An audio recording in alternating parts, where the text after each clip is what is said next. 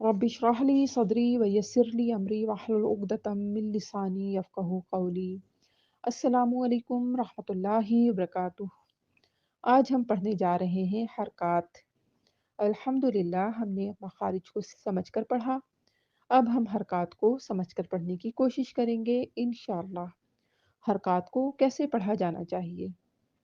हरक़ात को बगैर खींचे, बगैर झटका दिए पढ़ा जाता है। उसको मजहूल नहीं पढ़ा जाता। जैसे कि हम पहले पढ़ चुके हैं कि हम हरकत को खींच कर पढ़ेंगे तो लहने जली की गलती होगी, जो कि हराम गलती है। इंशाअल्लाह आज हम हरकत की सही अदायगी सीखेंगे। ये सीखना क्यों ज़रूरी है? ये सीखना इसलिए ज़रूरी है कि कोई भी हर्फ हरकत के बगैर नहीं पढ़ा जा सकता। कुरान पाक में हरकत को सही पढ़ने की बड़ी अहमियत है।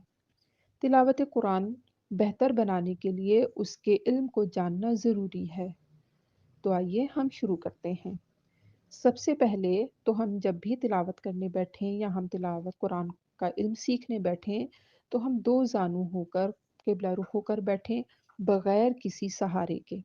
यानी हमने टेक लगाकर ईज़ी होकर नहीं बैठना, बल्कि हमने दो ज़ानू सीधे होकर हमने बैठना है।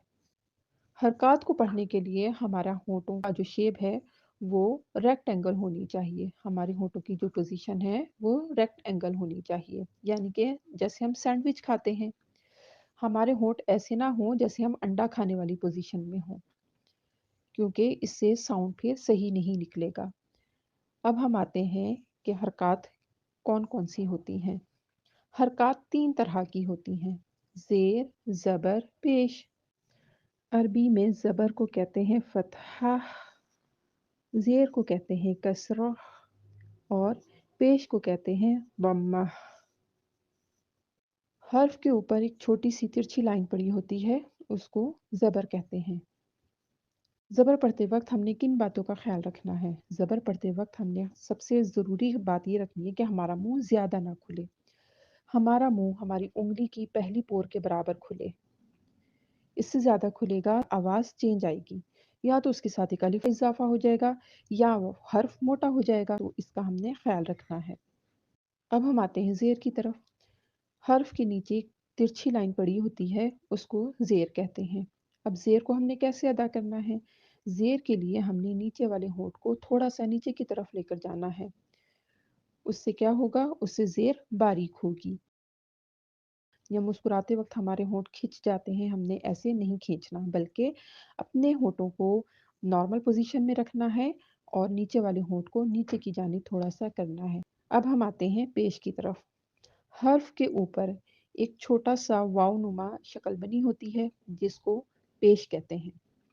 पेश को पढ़ने का जो तरीका है, उसके लिए हमारे होंठ बिल्कुल गोल हो जाएँगे। इतने गोल होंगे कि एक बारीक वाला स्ट्रॉ हमारे होठों के दरमियान जो होल हो, उसमें आ जाए। होठों के दरमियान जो होल है, वो ज़्यादा बड़ा है, तो पेश का साउंड सही नहीं निकलेगा। उम्मीद करती हूँ आप बहनों को बात समझ आ गई होगी। सुब्हानक अल्लाहुम्मा व बिहम्दिका अशहदु अन ला इलाहा इल्ला अंता अस्तगफिरुका व अतूबु इलैक। अस्सलामु अलैकुम रहमतुल्लाहि व बरकातुहू।